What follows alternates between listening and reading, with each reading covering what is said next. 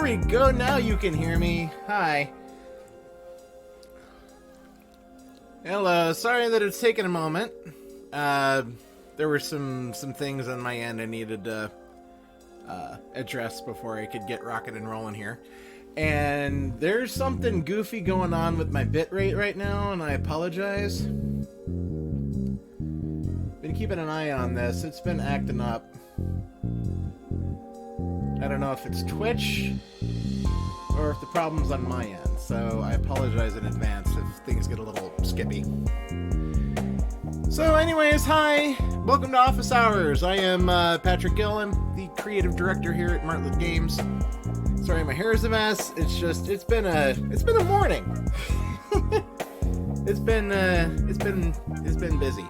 But here we are. Anyways, I like Flavor Town by Night with Prince Fieri. I do like that. There we be. Anyways, so every Saturday, yours truly asks for questions. Okay, music is a bit loud. Thank you. Boom.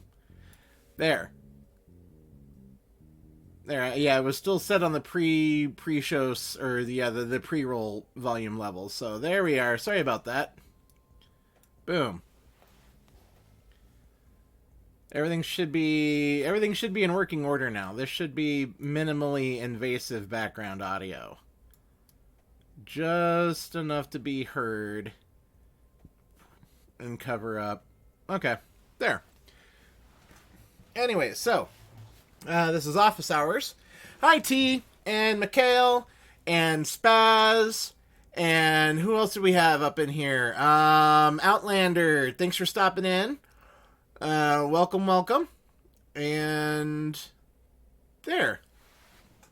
So, anyways, and there's Sarah. Hi, Sarah. This is Office Hours, where yours truly takes all of the random questions and random questions about Vampire the Masquerade or the World of Darkness in general, and I answer them all for you here on ye old stream. Is the lag okay? I'm seeing more spikes. Are we good? Everything's fine?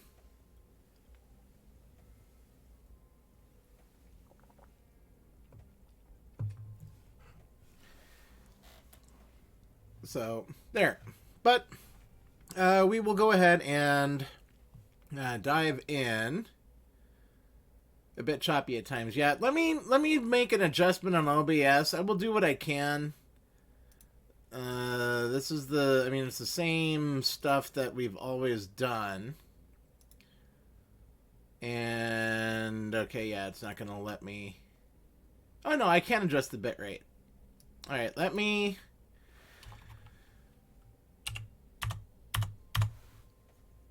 Let's try this. We'll see if this puts it at a more consistent level. I want to see if this is fine and if I'm dropping frames. Okay, audio's good. I'm still seeing a little bit of chop, but it's not as bad. Bitrate is consistent. Okay. Drop beats, not frames. I love that. So, we're going to go ahead and dig in. And at any point in time, if you have any questions or follow-ups that you would like to see answered, drop them in the chat, and I will be more than happy to bring them up. Don't drop the combo. Combo breaker! Anyways, so question number 1. Personally, what keeps you coming back to the World of Darkness? What themes or mechanics draw you in? I've always been a spooky goth at heart. I've always, wanted to be in a world where vampires exist. And the setting and the meta plot, it's nice fluff. The setting and the different avenues that you can tell a story in the world of darkness is really what keeps me coming back. The tone and the tone and narrative themes are key in any good vampire chronicle. And if you can keep those, those core themes at, in your present mind when you're building your stuff out, that can lead to a much more enjoyable chronicle. But the dark bleakness, I think, appeals to me to an extent, just because in our world, in the real world, it's easy to be pessimistic about things. The fact that our world is cooking alive. And it's not even gothic punk anymore, though. That was the original intent. Steve, was gothic punk back in the day, but now the tonality has shifted. It's no longer Rage Against the Machine, like the goth punk aspect of things used to be. It's now the world is shit, and what am I myself doing about it, if anything? But it's in the real world, though, there's the that false sense of, hey, everything's fine, we're all good, everything's okay. It's now Waifu's Quest. Ow.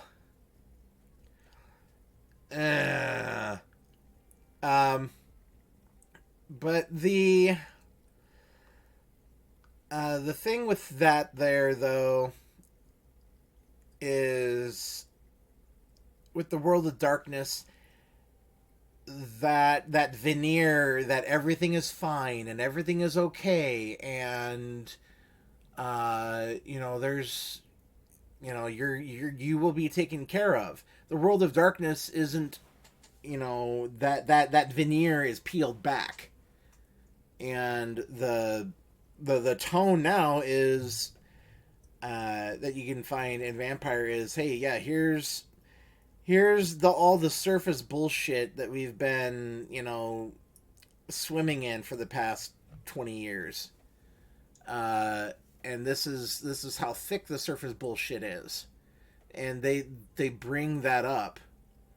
There's good Nero fiddled while Rome burned, content to be had in the world of darkness, and I would like to see that explored more, actually. The string quartet, the string group on the Titanic when the Titanic was going down. And thanks for the follow, Slashed Wings. Thank you.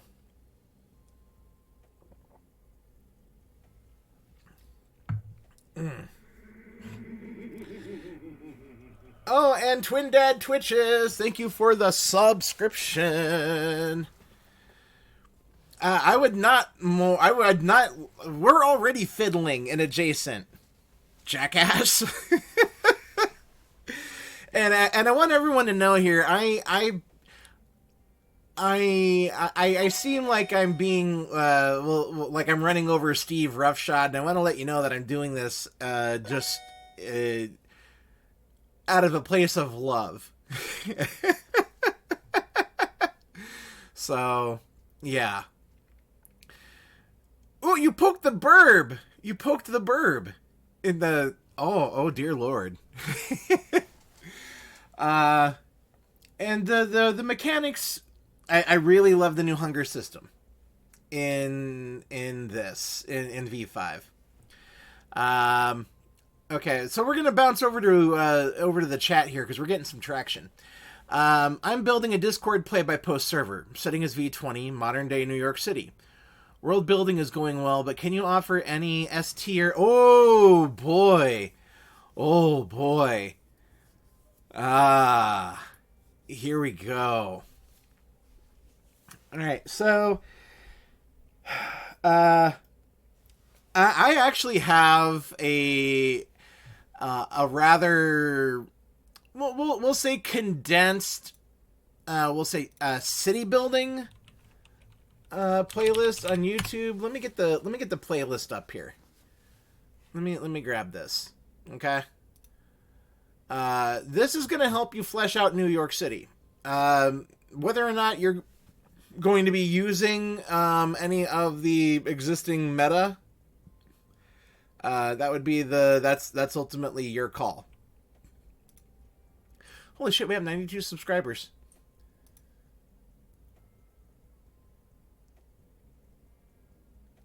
Oh yeah. We're actually, wow, okay. I'm looking. There's some interesting stuff going on our YouTube right now. I haven't checked it for a couple of days. I might have to. Oh boy, this is fun. Anyways, yeah. Give me a second, and I will get you the playlist. Just because I can go off in multiple tangents as far as here it is. As far as advice for new storytellers. Okay? But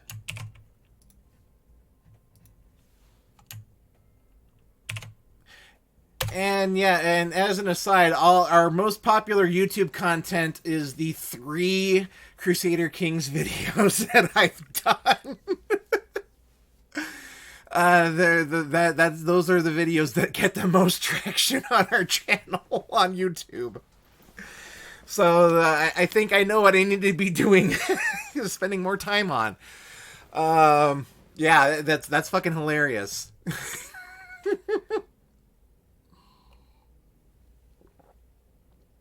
But so there's a playlist there as far as how to build out a city.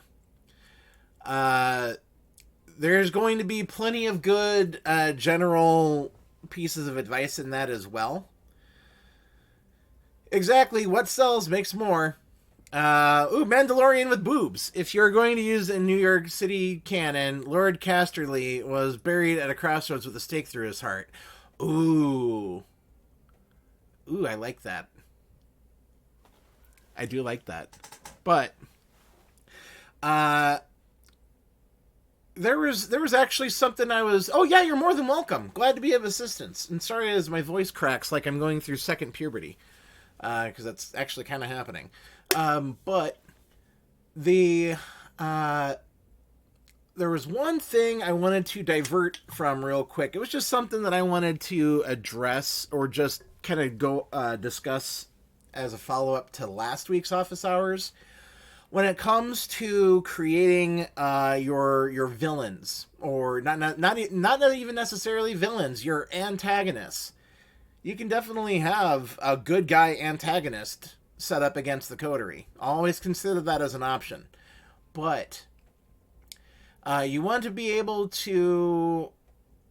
it helps if you utilize stereotypes around certain clans, and holy crap, we're at 20 viewers on Twitch. This is awesome. Or close to 20 anyway. With the villains, you want to make sure that you play into certain clan stereotypes, but then you twist it a little bit, or you add a little bit of an unexpected quirk to make them a little more, we'll say, relatable. Uh, exactly. I was actually going to divert onto Connor here. I wanted to talk about Connor in Vancouver Adjacent because he is an awesome antagonist, and we did it ourselves. Um, the Steve only gave us so much material to work with in regards to Connor.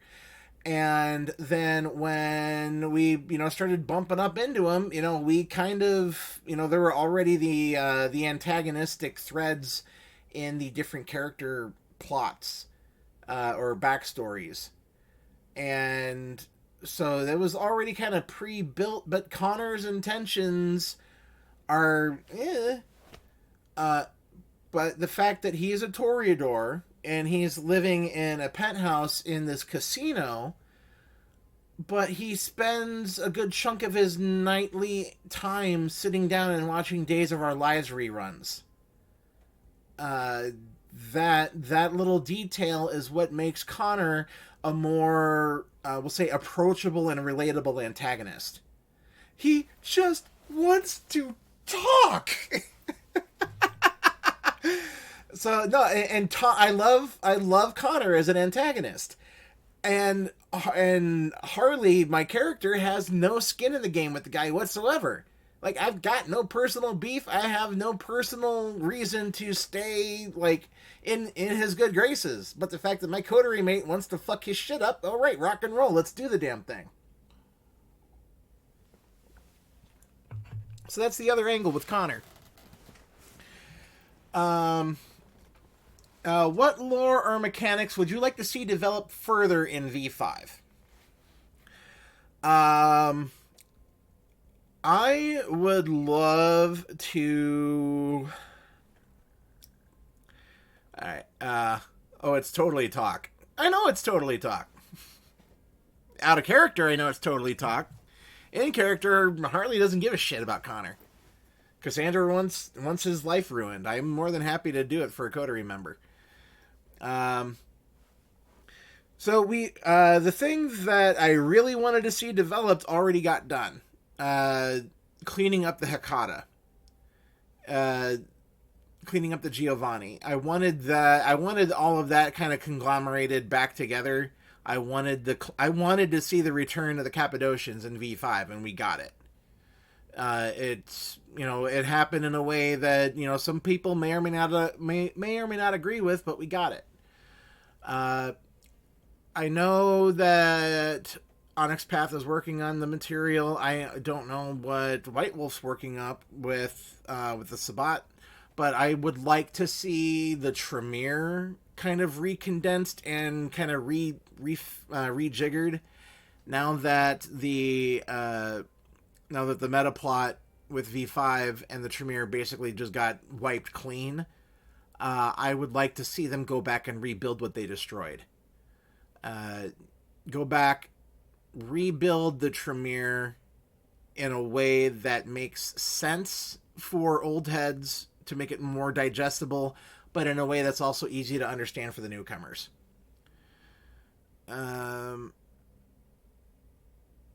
okay, Slashed Wings. I also appreciate the advice for new STs. I have an idea for an antagonist, but a lot of things could still go very wrong. Make blood sorcery great again. Yeah.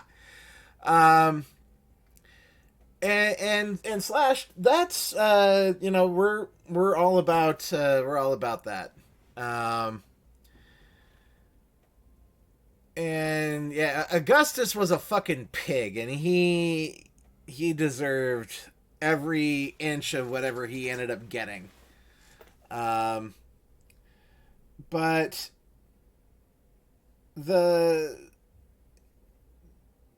thing with the family reunion and the Hecata, it's at least gotten to the point to where now that can be developed further on your own. That the canon is now in a place where you can sit there and do whatever you want to with it.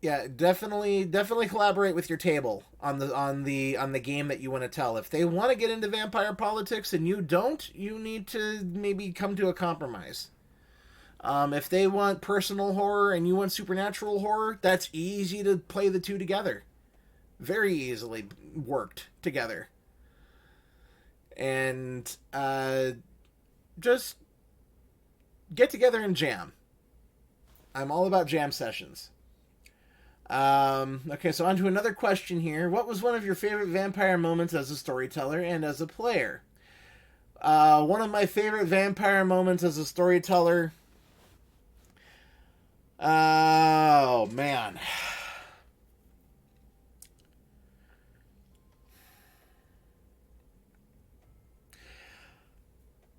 As a storyteller, I don't have any big climactic, like, favorite moments as a storyteller. I find enjoyment in the entire process from beginning to end, and that starts with the initial brainstorming and conceptualization all the way up to the execution and the post-mortem and the vibe check and aftercare after the story's done.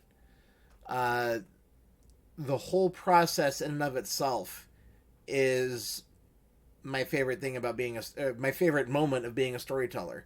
But if you're looking for big cinematic flashy things, back in the Java chat days, having to run a 11 PC combat with NPCs, using revised rules and multiple PCs with multiple levels of celerity.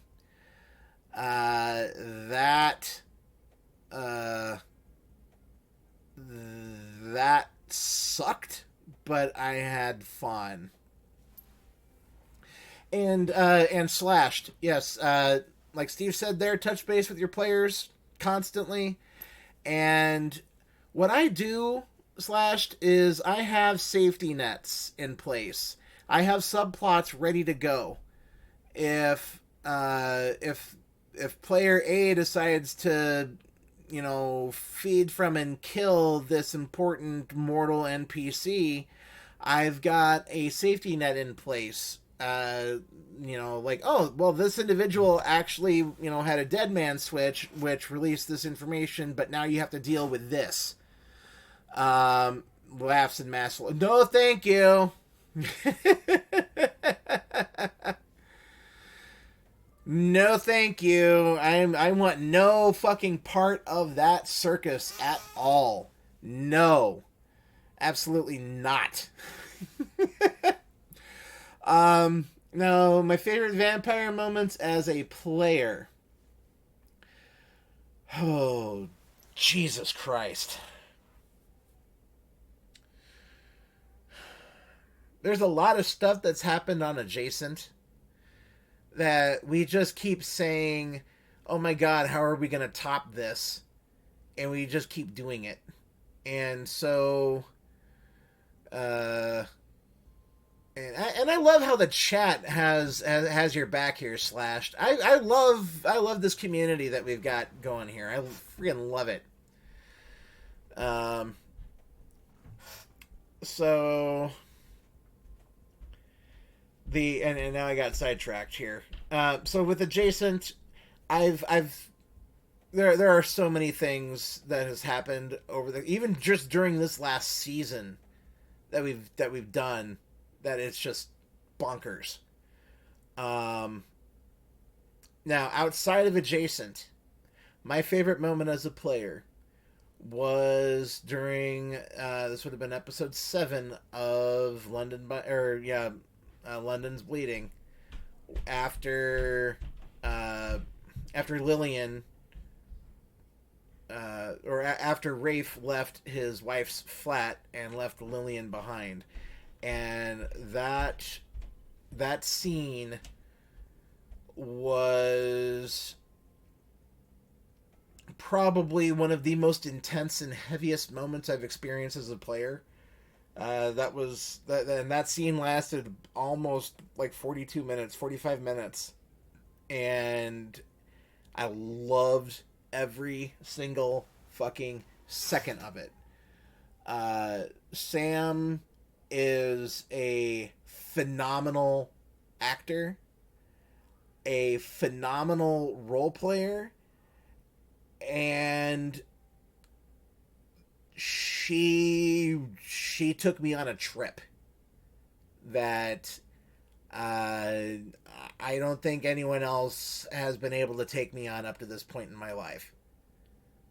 And yeah, Sarah, you had a lot to do with it there. So and it was very much a collaborative thing. It was very much a collaborative thing. I mean, I don't want to undersell how important everyone else at the table is during that. It's just the fact that Sam was the one who sealed the deal and brought it home. But a lot of things had to happen, and you, as a storyteller, I personally think that might have been just a happy accident that it turned out that way. But from there, it's just the fact that everything lined up how it did, and it was a collaborative effort. It was. Yes, including a split-second ST decision. Exactly, right there. That's where and Slash. That's actually a good example of how your players can fuck up your game.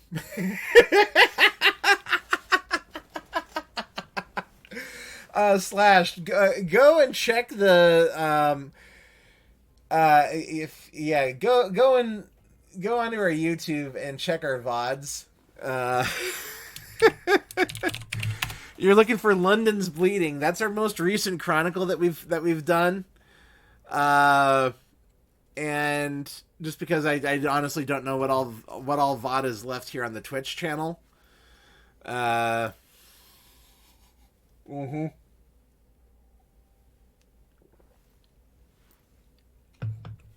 But yes.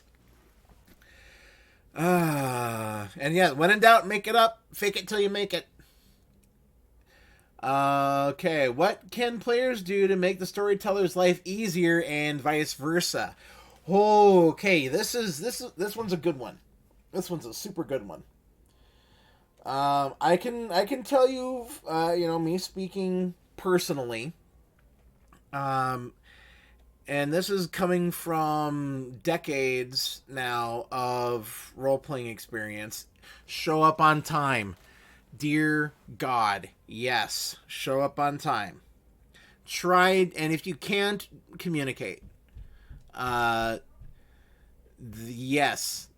That's just good etiquette for everyone, regardless of playing or storytelling. And yeah, role playing with others, ask the other players questions in the game. Yeah. Hi, Cat. And yeah, I'm wearing the Venture T-shirt today because all of my other Martlet stuff is either in the wash or is just so wrinkled that we're not doing it. So.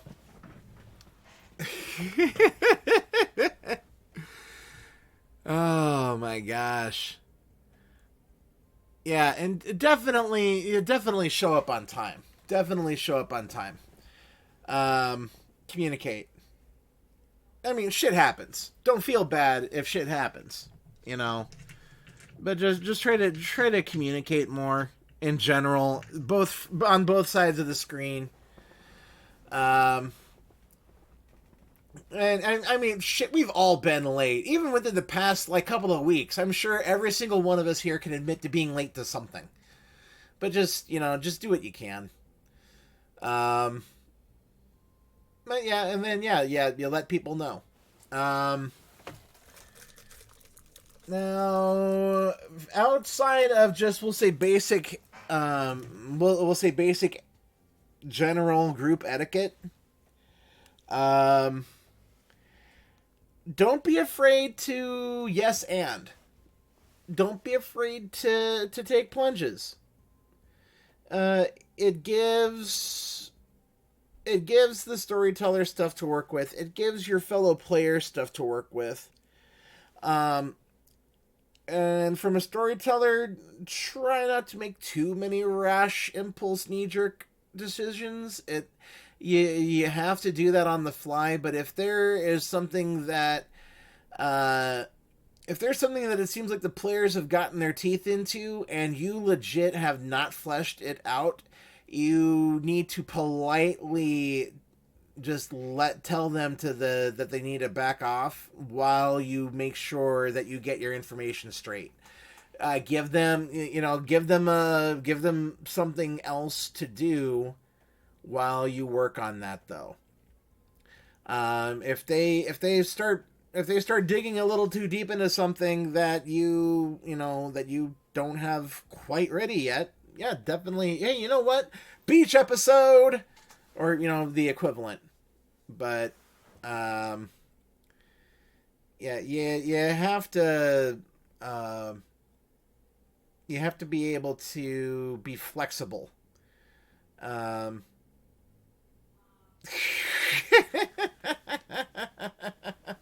and yeah, take a break, grab some snacks. Just play it by ear, go with the flow. Generally, flexibility on both sides of the screen is going to make everyone's lives easier. That goes with yes anding, or just otherwise feeding into or playing into the improv or chaos that's going on. Um, I'm all about tropes here. T. Beach episodes are a fucking trope and a half. Yep. I dig that, Slashed. I dig that. Let me see here. There was I had a couple other questions kind of lined up. Um, I love the comments here, in the chat. Um, when it comes to the horror element in your games, and this question had to do with, basically paraphrasing, it had to do with how do you know when too much is too much in your game. Um, I love the randomness here. But how do you know when it's when too much horror is too much, when you need to back off? And I would say you need to make sure that you're sticking within the frames of your yellow and red card systems, and make sure that you're not leaning into something. Just there's a difference between terror and horror and fear. There's three different elements there. Or they're not necessarily fear, but so you've got your terror. Oh shit, I'm being chased by Jason Voorhees in the woods. And then you have your horror. That's going to be more along the lines of, I'm trying to think.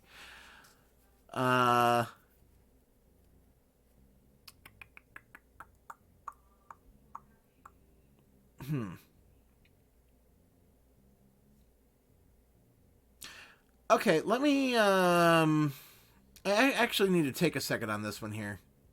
I should have taken the time to actually flesh this answer out a little bit more.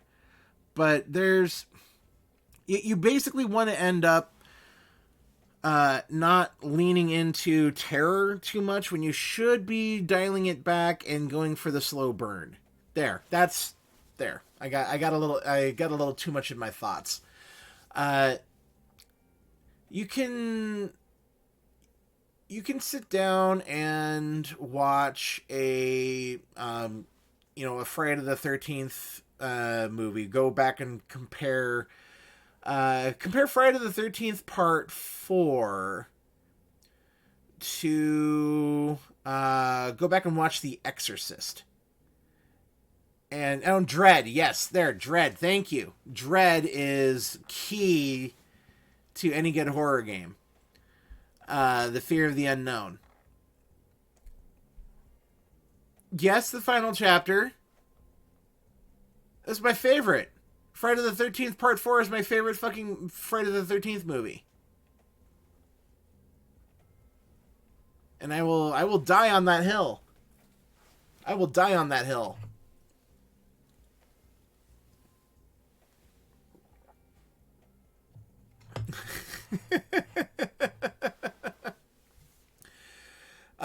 But yeah, dread is key. Keep the dread going as long as possible.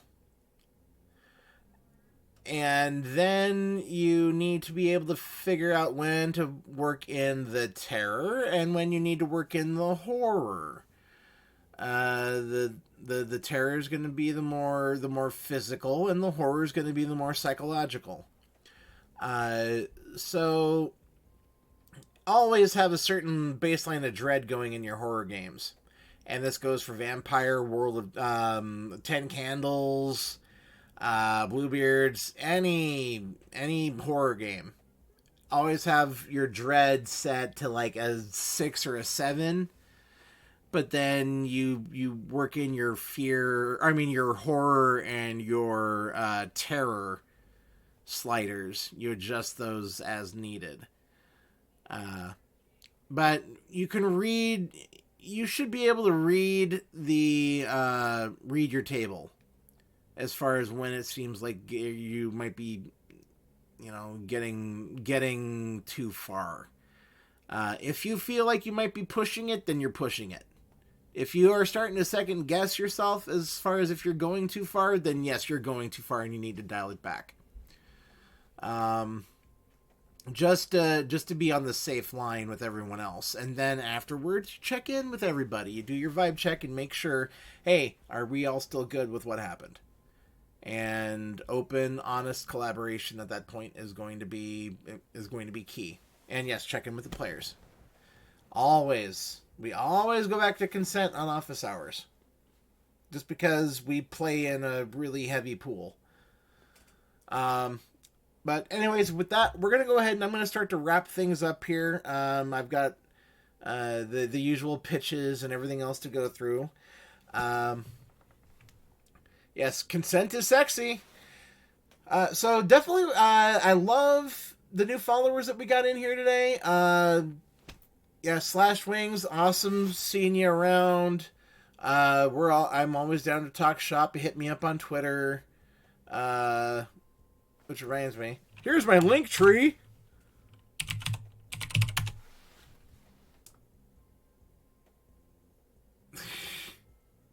Fortunate son. I'm going through the chat. I'm double checking names here. So Slashed Wings and Outlander, thank you for the follows. Definitely keep bopping around. We've got a lot of stuff coming out here real soon. We've got our Cult of the Blood Gods game, which will be on the Onyx Path Twitch channel. We are going to have our sister game, which for that on our channel here, which working title is Charon's Courtesy, but I think it sounds a little too similar to a certain organization here on Twitch, or a certain channel here on Twitch that we're really good friends with, and I think it might be needed to be tweaked a little bit. Right now we're going with Patrick's Hikata Fuckery for the working title. So there's that. Sam has a 10 Candles game coming up. That's going to be a lot of fun. You're going to see a lot of familiar faces in that. And the Martlet swag is amazing. Yes. I was getting to that there. Don't worry. I got it. Speaking of Martlet swag, Here is our lovely coffee mug. I'm not wearing any of our Martlet apparel today just because my shit's dirty. But there. Double check and make sure that that was good. Boom. Okay. So, the surprise twist is that there's 12 candles. Let's see. All right, so Sam's 10 candles game. Sarah's got some stuff that she's working on. She's got 2 games that she's working on. Steve's got 2 games that he's working on. They're both going to... Yeah, it's crazy. What else do we have cooking? There's like tons of shit. There's so many... there's so many freaking games we've got just in production right now. I lose track of everything. But then we've also got, the Vancouver by Night Delves into Darkness. Sarah's also in that. I am in the other show, Vancouver Adjacent by Night, which is currently over on the Level Up Dice Twitch channel. I wish I could talk more about... Sarah's one shot is... Ooh. It's gonna be good. Like, she sent me a mock-up of what she wanted the overlay to kind of look like. And I'm like, it's perfect. Like, tonality and everything else that goes along with the subject material, that it's primo. Let's see. We've got some, we'll say some non Twitch things kind of in the background. Don't want to go too much more into detail on that just because there's a lot going on and no sense in tipping our hand if something's not going to be happening for a while yet. But Martlet's at a very interesting time when, we kind of fired our shot with London's Bleeding. Sarah did a fantastic job with that chronicle, and things got really quick, really fast.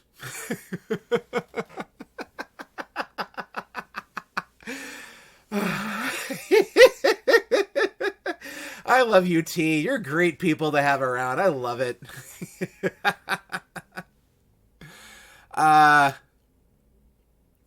So there's... I don't know. Things have just lined up. That's basically what happened, and things blew up a little more than I anticipated. So it's a lot to keep. It's a lot to keep my hands on at times, but that's why I've got such a great group of individuals working with me. This is not a one-man show by any stretch of the imagination. I've never ever implicated that, and I never will, because I know how helpful and valuable the individuals I have working with me are. And it is very much a group effort. Sarah, Sam, Steve, Ben, Rose, Zach, Joe, all of the just Steve and Joanna from Vancouver, just Wes, everyone over at Carrion, everyone over at Gehenna. Just, this is all, it all starts small, but we've all got our own, networks of people that we're plugged into. We've all got our own shoulders that we can lean on if we need some assistance with things. And the people here at Martlet are, without them, none of this would be possible. I myself can only do so much. Sarah herself can only do so much. Steve. So a lot of oars in the water with this, and we want to make sure that we are putting forth the best effort that we can for everybody. And if that means taking a little bit of extra time between shows to make sure that we've got our shit together, that's what we're going to do. And we will be raiding over to Vancouver by night here shortly. I just wanted to say thanks again to everybody for stopping in. This was a really good turnout today. I haven't even been paying attention to the other viewership numbers on the other, channels. But really awesome stuff. I really appreciate y'all stopping in. Yeah. Thanks all for joining us. So, let's see. There's some other things that I haven't totally plugged yet, but we're gonna worry about that later. One last thing before we start the raid. See, and that's it. That goes back to the group effort there, Spaz. We all weave our stories together, and both in game and out of game. We're all one great big. I don't like using the term family all too much, just because it does sound it's kind of cheesy, at least in my opinion, when it comes to something that goes deeper than just vampire. No, they're the people that I work with and the people that we work together with. It's family. It goes beyond vampire. So I just drop the V, stick to the F. There's a T-shirt there. And praise Set, praise Kane. Here's our Patreon link. We appreciate your support. Oh, wham! Oh no, we're not going. We're oh no. Oh no. But yes, praise Set. Anyways, we're gonna go ahead and raid over. Thank you all once again for stopping by. Love you all. Oh, you got another snack ring for reasons? Uh-oh. Yeah, Cat, you're getting busy too. Cat's gonna be starting to pop off everywhere. Cat's gonna be in some Martlet shit. But Set invented murder. Mm-hmm. Okay. Anyways, yes, let's do our raid. Love you all. We're gonna raid Vancouver by night. The hashtag is going to be family. And hold on, this is different. Okay. Anyways, it's hashtag family. Family. Love you all. See you over on Vancouver by Night's channel. Family. F. Frank. Family. F. Alright, we're raiding. Have fun. Family. There.